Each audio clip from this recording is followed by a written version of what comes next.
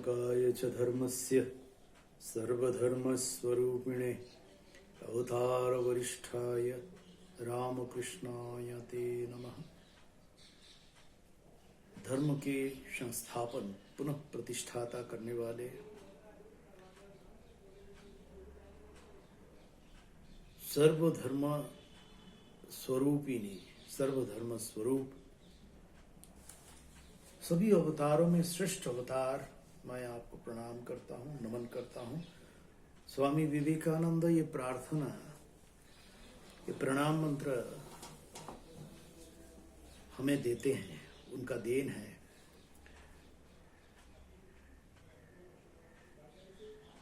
पिछले रविवार खंडन भव बंधन ये आरात्रिक गान का इस पर चर्चा शुरू किया गया था और भूमिका के रूप में कुछ बातें आप लोगों के सामने रखा गया था।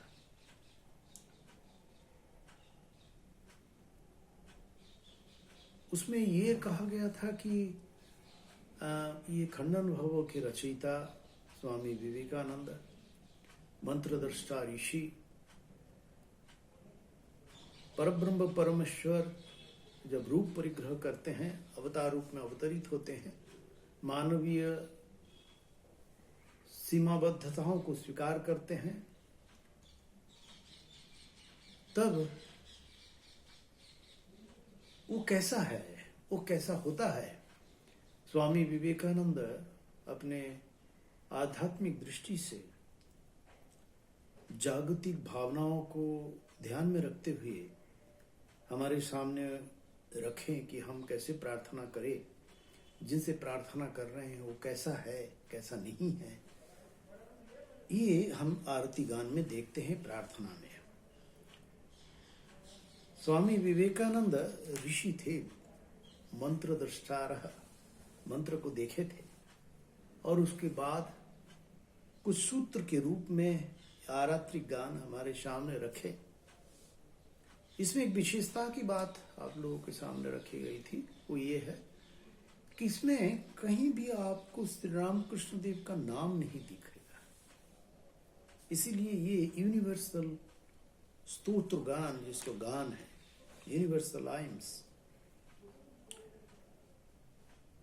कहीं भी, अर्थात जो भी जिस रूप के से पसंद करते हो, जो भी इष्ट हो, वो राम हो सकता है, कृष्ण हो सकता है, रामकृष्ण हो सकता है, दुर्गा काली, जो भी आपका इष्ट हो, आप उनके लिए ये गान कर सकते हैं, ऐसी प्रार्थना कर सकते हैं। सामान्य तो देखा गया है, जो सामान्य तो देखता है संसार में, मनुष्यों का मन, अधिकांश मनुष्यों का मन निम्न भूमि में रहता है, नीचे की भूमि। नीचे की भूमि का मतलब संसार, परिवार पालन, परिवार वृद्धि, संसार में संपत्ति इकट्ठा करना, खान पान, अर्थात सांसारिक बुद्धि में, सांसारिक भावनाओं में, सांसारिक विचारों में मन घूमते रहता है। इसीलिए हम लोग संसारी है। पर कई बार मन में, संसार में कई प्रकार के धक्का खाते खाते बिरले कुछ लोगों के मन में जिज्ञासा उत्पन्न होता है कि इसके लिए क्या मेरा जन्म, मेरा असली स्वरूप क्या है। और इसको हम उपरक्षानुभूति में शंकराचार्य महाराज कह रहे हैं, कोयम कथमिदम जातम को वही कर्ताश्य विद्यते उपादानम किमस्ति यह। मैं कौन हूँ और मेरा किस लिए जन्म हुआ है, किस उपादान से जन्म हुआ है। और इस उपादान की बात करते हुए पिछले रविवार भी मैंने रखा था कि आरती गान में जो आरती हम करते हैं, उसमें पंचभूतों को भगवान, जो पंचभूत से संसार है, उस पंचभूत को ही हम भगवान को समर्पित करते हैं और अपने समर्पण, अपना सब कुछ लेके, अर्थात पंचभूत से हम बने हैं तो अपना सब कुछ उनमें समर्पण करने की एक जिसको कहते हैं कि व्यवस्था, ये आरती गान में हमें दिखता है। उसमें स्वामी विवेकानंद शुरुआत करते हैं बड़ा इंपॉर्टेंट शब्द से। हम देखते हैं कि संसार मतलब जिसमें सत्य रज तम है और जिसमें पंचभूत है और पंचभूतों के साथ मिलकर अपने वासना कामनाओं के कारण जन्म मरण चक्र में मनुष्य आवर्तित होते हैं और अपने घर, अपने परिवार, अपने पत्नी, अपने बच्चे, अपने संपत्ति इसी में लेके रहते हैं। मेंटल लेवल जो है उस स्तर में रहता है और उस जन्म मरण चक्र में आवर्तित होते रहते हैं। जब कोई किसी व्यक्ति के मन में एक विचार उत्पन्न होता है इससे बाहर आने का, तो उसके लिए किसके पास जाए, क्या करे? तो स्वामी विवेकानंद हमारे सामने रखते हैं।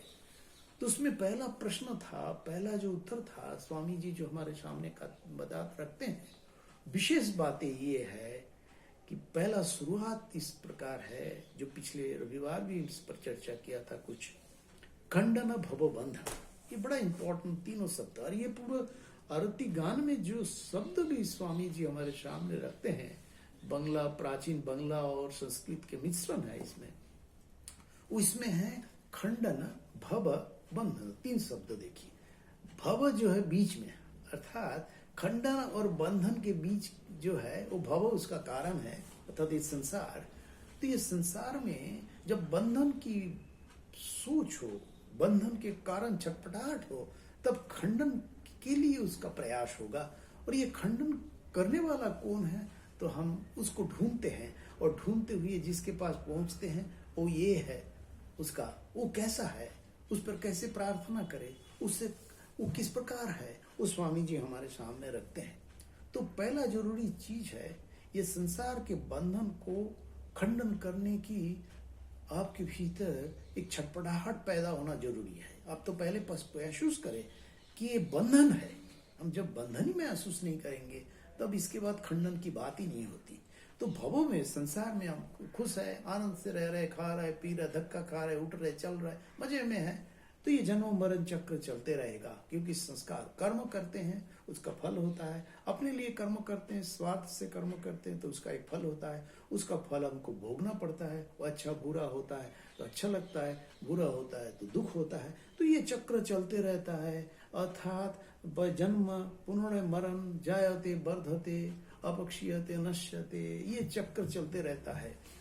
तो इससे बाहर आने के लिए क्या उपाय है? स्वामी जी हमारे सामने इसको उपाय को रखते हैं, जो इष्ट हमारा है, जिससे हम प्रार्थना कर सकते हैं, जिसको हम कह सकते हैं कि आप मुझे रक्षा करो, वो क्या है, कैसा है, वो हमारे सामने रखते हैं। तो खंडन भव बंधन हम उनको कहते हैं। तो आप बंधन को खंडन करने वाले हैं, और जगत आपको जग बंधना, जगत भी इसी कारण आपको बंधना करते हैं। इसलिए मैं भी बंदी तुम्हारे, आपको मैं बंधन कर रहा हूं, मेरा भी उद्देश्य है। तो आप जगत के बंधन को खंडन कर सकते हैं, और जगत, संसार इसको स्वीकार किया है, आप जगत के, इसलिए जगत बंदित तो है, इसलिए मैं आपको बंधना कर रहा हूं। इसके बाद जो शब्द है, दो शब्द, निरंजन नर रूपधर। अब देखो ये निरंजन शब्द बड़ा इंपॉर्टेंट है। निरंजन, अंजन मतलब ये कालीमा, पाप इसको कह सकते हैं हम। अर्थात कर्म अपने लिए जब करते हैं, अर्थात काम, क्रोध, लोभ, मोह और संसार के वशवर्ती होकर जब कर्म करते हैं, तब वो अंजन पैदा होता है। अच्छा बुरा वो रहता है, अच्छा भी एक बंधन है, बुरा भी एक बंधन है। तो ये दोनों बंधन के कारण हम देखते हैं कि जो अंजन है, निरंजन, आप अंजन शून्य है, आप कालिमा शून्य हो, क्योंकि आप संसार के परे हो, आप सच्ची आनंद स्वरूप हो, आप जीव को कल्याण के लिए स्वतः प्रवृत्त होकर यह शरीर धारण किए हो, पर आप तो भगवान स्वयं हो, इसलिए अंजन शून्य हो। अर्थात जीव को मुक्त होना है तो उसको अंजन शून्य होना पड़ेगा। स्वामी जी जैसे हमारे सामने रख रहे हैं, सिर्फ प्रेयर कर लेना और आरती घुमा लेना ये उद्देश्य नहीं है। भगवान अवतरित होते जीव के कल्याण के लिए, जीव को मुक्ति की रास्ता दिखाने के लिए। अर्थात जो कहा जा रहा है, जो आरती संग में हम गाते हैं, उसको गाते समय ये ध्यान रखे कि इसे हमको इस चीज को प्राप्त करना है, जो कालिमा को नष्ट करते हुए अपने आप को सच्चिद आनंद स्वरूप अर्थात पूर्ण पाप रहित अंजन शून्य कर बनाना है, ये उद्देश्य है। तो यहाँ कहा जा रहा है निरंजन, कोई पाप, कोई क्लेश, कोई नेगेटिव चीज उनमें नहीं है, अशुद्धि नहीं है, पाप नहीं है। और उसके बाद नर रूप धारण किया, मनुष्य शरीर के लिए, मनुष्यों के लिए अपने शरीर धारण करके आए हो, पर आप अंजन शून्य हो। अर्थात मनुष्य को अंजन शून्य होने की प्रेरणा प्राप्ति आप हो, इसलिए निरंजन नर रूप धारण करके आए। इसके बाद दो शब्द बड़ा इंपॉर्टेंट है, इसको समझना जरूरी है। कहा जा रहा है आप निर्गुण गुणमय, दोनों देखिए, निर्गुण और गुणमय, अर्थात दोनों तो विरोधाभासी है और एक से सामंजस्य नहीं है। एक बार कह रहे कि वो आप निर्गुण हो, निर्गुणमय भी हो, तो ये क्या, कैसे क्या है? इसका मतलब ये समझना पड़ेगा कि ये संसार में भगवान कह रहे हैं, भगवान स्वामी जी कहते हैं यहाँ हमारे सामने रख रहे हैं, आप भगवान निर्गुण भी है और गुणमय भी है। तो ये क्या है? शास्त्र में यह समाज ने जिसको सही समझ माना है, समाज मानने से भी नहीं हो, शास्त्र में ने जिसको कहा गया है गुण माना है, अर्थात काम क्रोध लोभ मोह अहंकार, ये निर्गुण स्वामी भगवान में ये सब गुण नहीं है, ये नेगेटिव गुण नहीं है, इसलिए वो निर्गुण है। ये नेगेटिव गुण भगवान में कुछ नहीं है, इसलिए वो निर्गुण है। पर स्वगुण कैसे है, गुणमय कैसे है? भगवान के भीतर हर पॉजिटिव चीज, क्षमा, दया, प्रेम, करुणा, सत्यवादिता, जो कहते हैं श्री रामकृष्ण देव कहते हैं क्षत्र ही कली तब कली के तपस्या है, ये सब भगवान में है। इस गुणों में गुण युक्त है, क्योंकि गुण युक्त, इसीलिए आप निर्गुण भी हो गुणमय भी हो। ये पहला दो लाइन में ये कहा रहा है। हर लाइन बड़ा इंपॉर्टेंट है, हर शब्द बड़ा इंपॉर्टेंट है, हर शब्द को चिंतन करते हुए आप ध्यान कर सकते हो।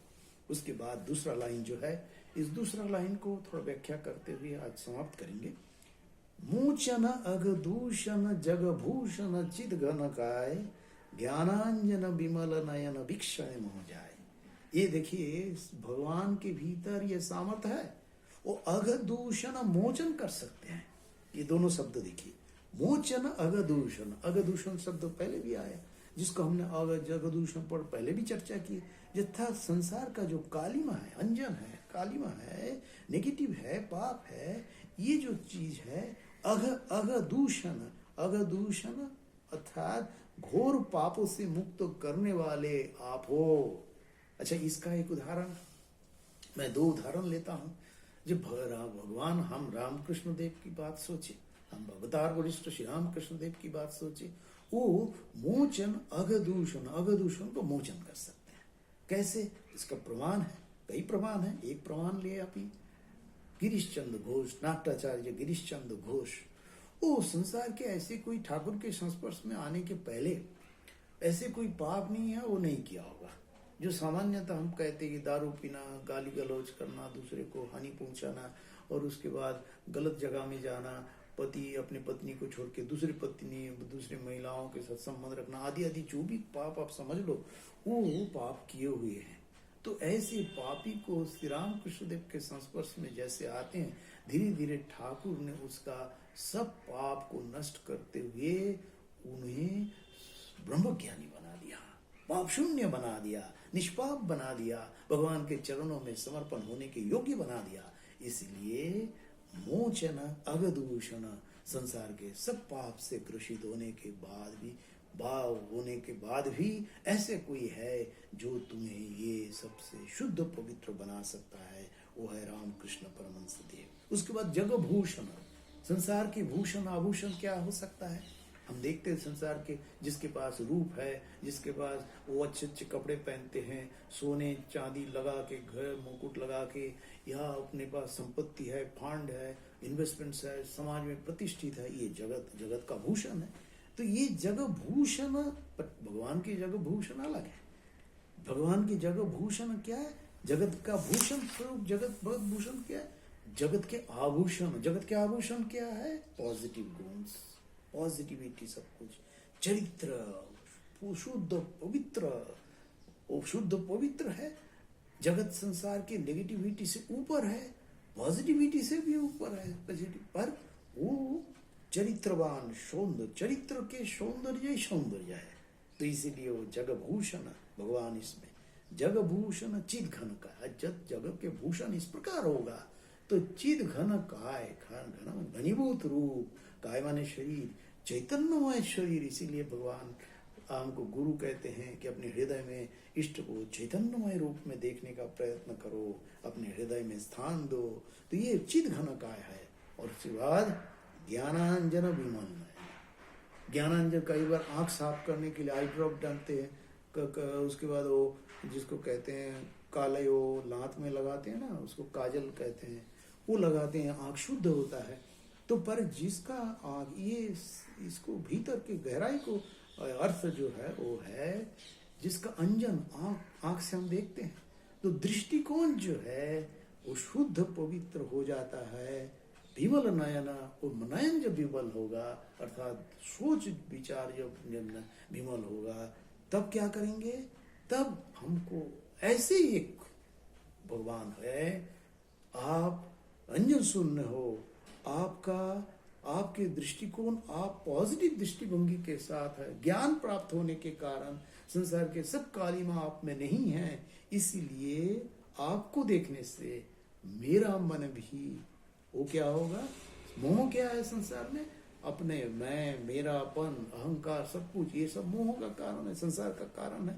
तो जब मेरे भीतर भी वो ज्ञान जाग जाएगा, आपके भीतर ज्ञान स्वरूप हो, तो ऐसे ज्ञान स्वरूप को जैसे कोई सन्यासी को देख के धार्मिक भावना पैदा होता है, किसी अच्छे पुरुष को देख के मंदिर में जब हम जाते हैं, मंदिर को देख के या कोई सत्पुरुष को देख के सद्भावना पैदा होते हैं, इसीलिए साधु संघ की बात होती है। उसी प्रकार आप तो ज्ञान स्वरूप हो, आप तो विमल नयन है, आपको देखने से ही मेरे भीतर भी ये मोह नष्ट हो जाएगा जाता है। ऐसा सोच जो है विक्षण मोह हो जाए, आपके दृष्टि से आपको देखने से मेरा मोह नाश हो जाता है, क्योंकि आप मोह शून्य हो। ये दो लाइन में बड़ा इंपॉर्टेंट शब्द है, ये दोनों है, इस पर ध्यान करना चाहिए, सोचना चाहिए। सिर्फ एक सामान्यतः हम जब ये गाते हैं बिना अर्थ जाने भी गाए तो उसका भी कल्याण है, मन शांत होता है, पर जब अर्थ के साथ हम इसको गहराई को समझेंगे तब और मन पवित्र शुद्धता की ओर जाएगा। तो आज ये दोनों लाइन जो खंडन भव और मोचन बड़ा इंपॉर्टेंट लाइन है, ये दो चार लाइन हमने आज इस पर विचार किया। अगले रविवार को फिर इस पर हम आगे विचार करेंगे। आज इतना ही।